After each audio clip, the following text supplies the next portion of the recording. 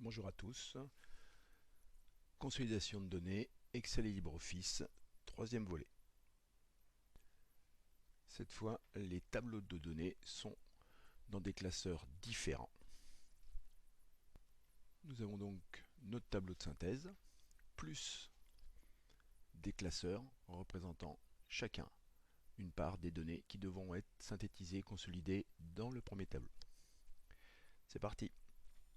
Alors pour cette dernière hypothèse, j'ai donc créé mes 4 classeurs de données. Mon classeur de synthèse, ça me fait donc 5 classeurs ouverts. J'ai mis en page sur l'écran en utilisant affichage ici que vous avez et réorganisé et mosaïque. Donc le classeur, enfin Excel va se débrouiller pour mettre tous les classeurs ouverts en affichage. Alors on retrouve mon tableau de synthèse ici, vous avez là, vide. Et puis s'agissant de classeurs provenant de différentes personnes, vous avez beau leur donner éventuellement un gabarit à respecter, vous ne pouvez pas empêcher les élans de créativité des uns et des autres. Et je vous ai un petit peu déstructuré chacun des classeurs. Le seul classeur à peu près potable, ou en tout cas qui ressemble à celui de départ, c'est celui-ci. Vous avez bien 2013 à 2019, les ventes en nombre et le c'est hors taxe. Celui-ci a décidé de mettre les années paires au départ, impaires au départ pardon, et paires après. Celui-ci a inversé les lignes et les colonnes, donc il démarre à 2019 pour se terminer à 2013 et commence par le chiffre d'affaires. Et quant à celui-ci, il a décidé que pour des raisons esthétiques sûrement, qu'il y ait une ligne de séparation et une colonne de séparation entre chaque intitulé et chaque donnée était du plus bel effet. Il va donc falloir maintenant s'amuser à refaire un tableau de synthèse. Alors, d'ores et déjà, la première méthode qui consistait à utiliser la fonction somme est très compliquée ici. Pour une raison simple, c'est qu'il n'y aura rien d'automatisé. Si vous voulez faire la somme, il va falloir d'abord, vous vous rendez bien compte qu'aucun des tableaux n'a la même structure, donc aller chercher les ventes en nombre de 2013 de ce classeur-là, c'est ici, donc il va falloir faire égal ça, égal ça, plus,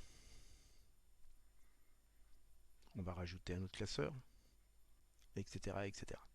Donc la formule est assez compliquée et il n'y a rien d'automatisé, vous êtes obligé de sélectionner chacune des données. Alors imaginez si vous avez une vingtaine de classeurs et si vous avez beaucoup plus de données à consolider.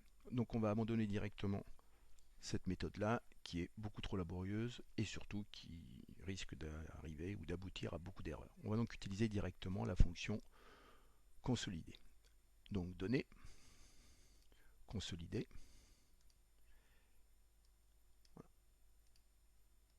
Je nettoie chacune de mes anciennes consolidations. Je vais évidemment utiliser, étant donné la déstructuration de chacun des tableaux, utiliser ça.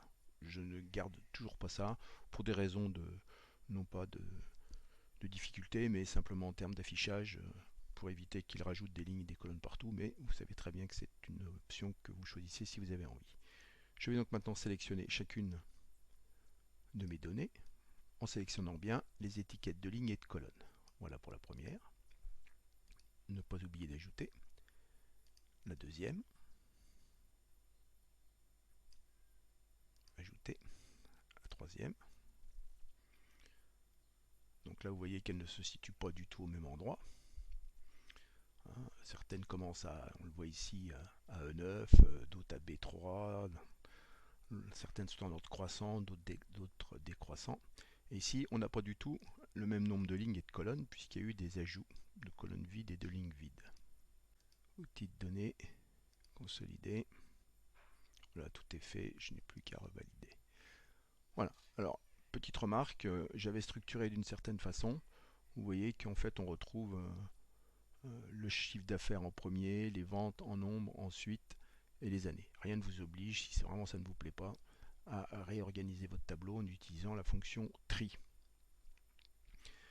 Voilà, un tableau qui a été fait en très peu de temps grâce à la fonction consolidée, alors que mes données sources étaient pour le moins déstructurées. Voilà, vous avez tous les avantages et inconvénients des méthodes diverses et variées concernant la consolidation. Vous pouvez donc refaire la même chose à partir des tableaux vierges que je vais vous transmettre et essayer de reproduire les différentes manipulations. Concernant LibreOffice, les manipulations sont exactement les mêmes. Tout n'est pas au même endroit, mais nous partons du même tableau de départ et vous pouvez refaire l'intégralité des manipulations qui ont été proposées sous Excel.